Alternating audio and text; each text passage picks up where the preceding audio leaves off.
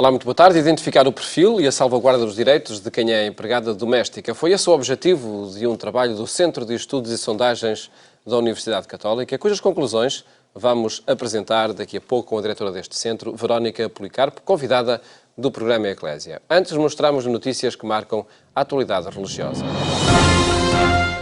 O Santuário de Fátima já abriu a sua Porta Santa para o Jubileu da Misericórdia. A Porta do Apóstolo Tomé, na Basílica da Santíssima Trindade, acolheu centenas de peregrinos na solenidade da Imaculada Conceição. Foi no Santuário de Fátima que aconteceu uma das primeiras aberturas das Portas Santas em Portugal, no ano jubilar da Misericórdia. Na celebração litúrgica da Imaculada Conceição, Dia da Mãe para muitas gerações, chegam a este recinto famílias de todo o país que aqui o celebram num ambiente mariano. Este ano com a hipótese de participar na abertura da Porta Santa. Uma cerimónia que começou com uma peregrinação desde a Capelinha das Aparições até a Basílica da Santíssima Trindade. A peregrinação significa, pois, que a misericórdia, como o dom de Deus, é uma meta a alcançar, mas também um caminho a percorrer. Portanto, convida a pessoa a sair de si, fazer uma peregrinação interior de purificação, de voltar-se para o acolhimento do dom de Deus. Este é um dia que reúne aqui em Fátima sempre muitos milhares de pessoas e que este seria um dia particularmente festivo. Esse foi o motivo pelo qual pedimos ao Sr. Dom António esta exceção, que ele acedeu, e de facto, como vimos, estava aqui uma multidão enorme para festejar a Nossa Senhora na sua Imaculada Conceição e para a abertura da Porta Santa. A Porta Santa é a porta do Apóstolo São Tomé na Basílica da Santíssima Trindade e abriu-se para os muitos peregrinos que participaram na celebração que assinalou o Jubileu da Misericórdia. Poucos minutos antes, o Papa Francisco iniciava este ano santo extraordinário em Roma. É um ano extraordinário que o Papa proclamou para corresponder às necessidades do mundo de hoje e da Igreja de hoje, de uma grande renovação espiritual que é necessária. Que cada comunidade cristã seja um oásis de misericórdia, como diz o Papa. Um oásis de misericórdia onde todos e cada um se possam sentir acolhidos, escutados, compreendidos, amados, perdoados e encorajados a viver a vida boa do Evangelho.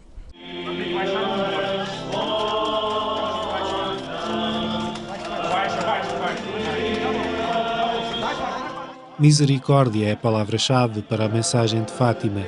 Neste ano, o Santuário preparou uma proposta de caminhada mais espiritual para o Jubileu. Propomos-nos prestar particular atenção ao serviço de confissões, isto é, entendemos que essa celebração do Sacramento da Penitência como momento de experimentar a misericórdia de Deus, que aqui no Santuário já é tão importante, deve ter durante este ano um relevo particular, e isso implica um trabalho concreto da nossa parte nesse serviço de confissões, mas significa também o trabalho com os confessores.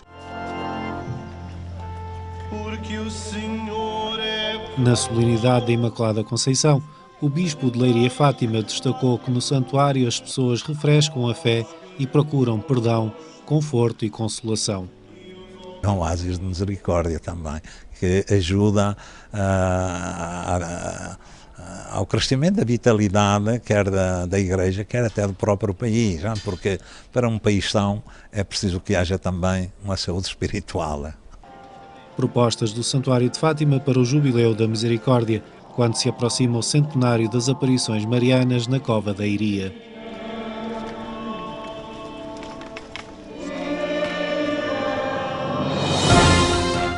Vieira da Silva quer estabilidade nas relações do Estado com o setor social. Palavras na tomada de posse dos novos corpos sociais da União das Misericórdias Portuguesas.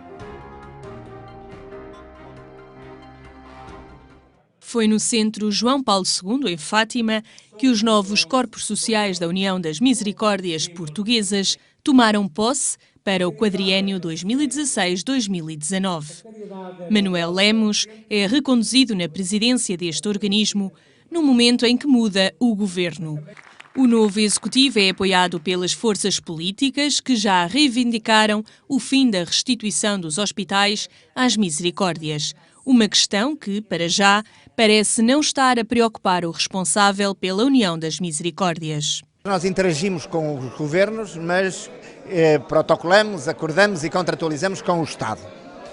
Essa é uma primeira questão. Depois, neste governo, no governo, está muita gente nesta área que nos conhece o nosso trabalho e que sabe que aquilo que fazemos se traduz na maior satisfação dos que nos procuram, a menores custos possíveis para esse mesmo Estado.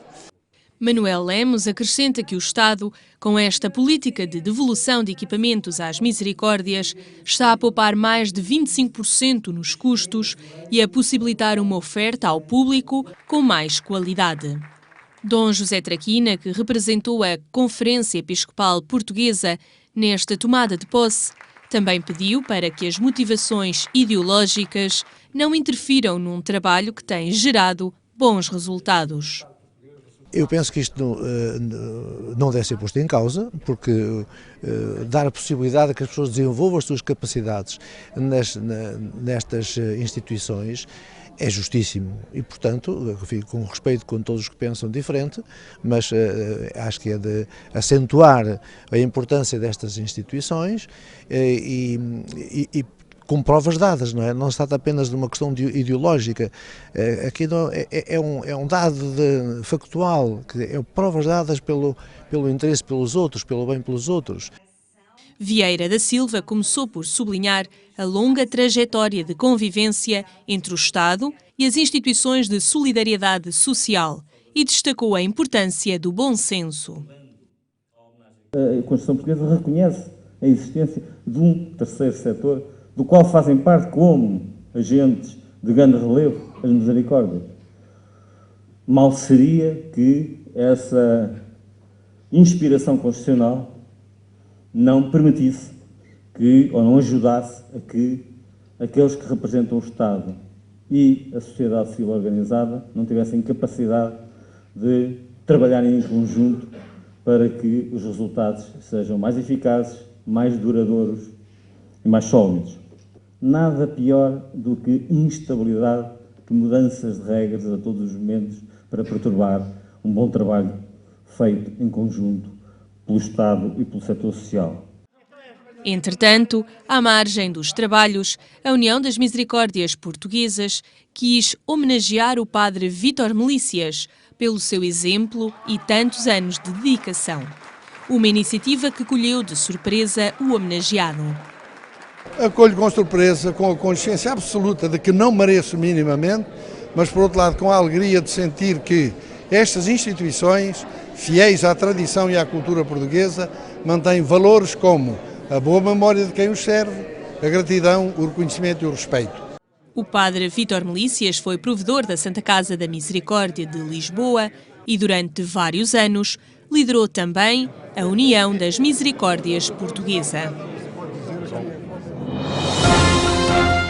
O livro O Evangelho e a Vida, Conversas na Rádio no Dia do Senhor, oferece reflexões dominicais que Dom Manuel Clemente partilhou durante 12 anos na Rádio Renascença.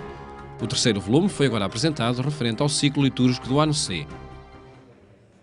A trilogia O Evangelho e a Vida, Conversas na Rádio no Dia do Senhor, fica agora completa. O terceiro volume apresenta os comentários à liturgia de domingo do ano C. Antes de chegar a estas páginas, as pistas de reflexão ouviram-se antes da transmissão da missa na Rádio Renascença, mensagens que mantêm a atualidade. O Evangelho mantém-se, não é? E pronto, a vida também não muda assim muito. Os programas foram de 2001 a 2013, estamos agora no final de 2015, as coisas também não mudam assim tanto, até porque o Evangelho diz respeito a questões essenciais do ser humano, que são hoje, foram há 2000 anos e serão até ao fim do tempo, não é? Da rádio para o papel, transcrito por monjas, este livro que coloca em relação o Evangelho e a vida que cada pessoa vive no dia-a-dia. Que muitos de nós sofremos, que outros esperamos, enfim, as condições da vida, conforme os tempos da biografia de cada um e dos outros, não é? E depois há o Evangelho, que assim é uma permanência, porque é a vitalidade da vida de Cristo, hoje como há 2000 anos. O Evangelho e a Vida foi apresentado na Igreja de Nossa Senhora do Carmo nas vésperas do Jubileu da Misericórdia.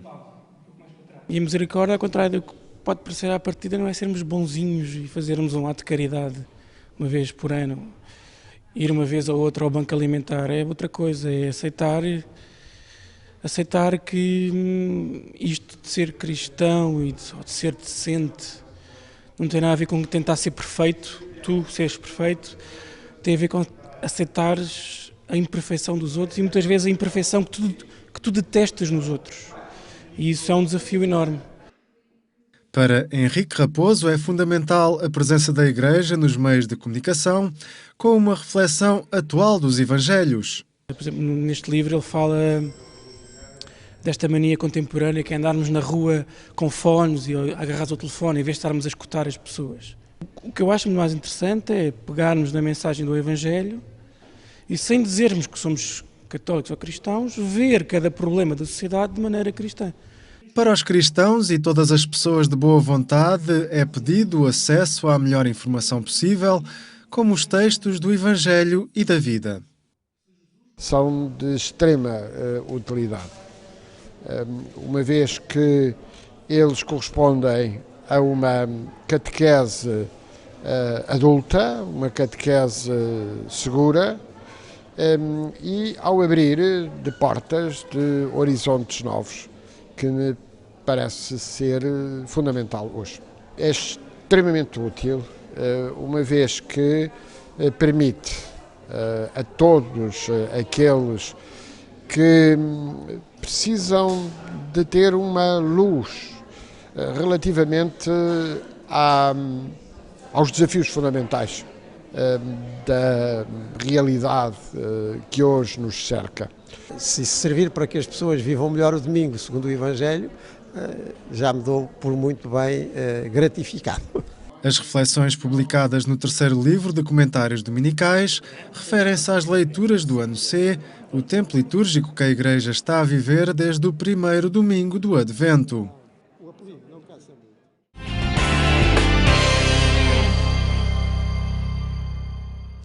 Notícias que pode acompanhar em agência.eclésia.pt. Tempo agora para conhecer as conclusões do trabalho do Centro de Estudos e Sondagens da Universidade Católica, que fez um inquérito sobre o trabalho doméstico em Portugal. Verónica Policarpo é diretora deste centro, hoje convidada do programa Eclésia. Muito boa tarde, obrigado por estar neste programa. São salvaguardados os direitos humanos de quem é empregada doméstica? Estamos no Dia dos Direitos Humanos hoje, não é? Muito obrigada, antes de mais, pelo convite para estar aqui presente. Efetivamente, a questão dos direitos humanos é extremamente importante, não era, no entanto, o objeto central do nosso estudo. No entanto, o nosso estudo tem alguns dados que nos permitem tirar algumas conclusões sobre o tema. O que o nosso estudo permite identificar é, desde logo, que existe, por parte dos inquiridores, se calhar uma primeira ressalva sobre a metodologia. O que nós tentámos fazer foi, nós fizemos um inquérito a pessoas que empregam na sua casa pelo menos uma pessoa ou mais para realizar as tarefas domésticas, portanto aos empregadores. E por outro lado fizemos entrevistas em profundidade, em grupo, igualmente a empregadoras e também a jovens que trabalham nesta área. Um dos resultados foi que existe realmente uma visão positiva por parte dos empregadores, portanto dos inquiridos que empregam na sua casa empregados domésticos, uma visão positiva do estatuto desta profissão. Por exemplo, uma esmagadora maioria considera que o serviço doméstico é um trabalho como outro qualquer, e também uma maioria considera que o trabalho que é realizado hoje é tão competente como há 20 anos atrás. No entanto, e para retornar à sua questão sobre a questão dos direitos humanos, esta visão positiva vai topar com alguma desproteção dos direitos destas pessoas, e dou alguns exemplos. A maioria tem ao seu serviço pessoas que trabalham algumas horas por semana, apenas. A maioria das pessoas que nós inquirimos paga as suas colaboradoras em dinheiro. Apesar de metade da amostra dizer que paga mensalmente, existe ainda uma percentagem considerável que paga todos os dias às empregadas ou que paga semanalmente, o que significa que estas pessoas nunca sabem exatamente quanto é que vão receber ao fim do mês e, portanto, ficam numa situação de maior precariedade. Por outro lado, também estamos a falar no geral, são mulheres que têm ao seu serviço, e estamos a falar de pessoas que não têm contrato, na sua maioria não têm contrato de trabalho, e quando existe um contrato, esse contrato é apenas verbal, o que também reforça esta noção de precariedade. E aí sim os direitos dessas trabalhadoras podem ficar postos em causa. A instabilidade resulta também deste quadro de relação laboral que têm com os empregadores. Exatamente, portanto, este quadro de relação laboral deixa-nos antever alguma instabilidade, por exemplo, nunca se sabe ao certo quanto é que se vai receber no fim do mês, Do ponto de vista da liquidez, isso até pode ser bom, no sentido, num mês em que uma pessoa faça mais horas, recebe um pouco mais, mas do longo prazo, se pensarmos, por exemplo, na situação dos descontos para a Segurança Social, e, portanto, um certo retorno que todos nós, quando descontamos para a Segurança Social, temos cedo ou tarde, estas pessoas estão mais desprotegidas. Há, no entanto, um indicador que me parece muito positivo, que é esse da relação de confiança que existe entre empregadores e empregadas. Exatamente. Resulta também deste estudo, esse? Resulta, e tem bastante a ver também com a natureza do trabalho. Portanto, estamos a falar de um trabalho que é realizado na esfera privada, portanto, nas nossas casas, e realmente o que se verifica é que as pessoas inquiridas têm ao seu serviço pessoas que trabalham para si, uma porcentagem bastante elevada de pessoas que trabalham para si há mais de 10 anos, portanto, é um trabalho que se baseia na relação de confiança, em que nós abrimos as portas da nossa casa, da nossa intimidade, da nossa privacidade a alguém que vem para tratar dos nossos filhos, tratar da nossa roupa, portanto, coisas extremamente íntimas. Essa relação prolonga-se no tempo, portanto, essa relação de confiança são pessoas que trabalham há mais de 10 anos, ou então há mais de 3 anos, a grande maioria da amostra tem na sua casa pessoas a trabalhar há pelo menos mais de 3 anos, e também a maioria dos inquiridos discordou de uma afirmação que nós tínhamos, que era: sou eu que arrumo a roupa porque não quero que a pessoa que trabalha lá em casa mexa nas minhas gavetas. Portanto, isto para nós é um indicador realmente de que as pessoas estão dispostas, porque confiam naquela pessoa, a construir com ela uma relação em que se negociam se negocia o acesso à intimidade. 64% das entrevistadas dizem que trabalham numa casa e sentem-se como se fossem da família. É muito positivo este indicador.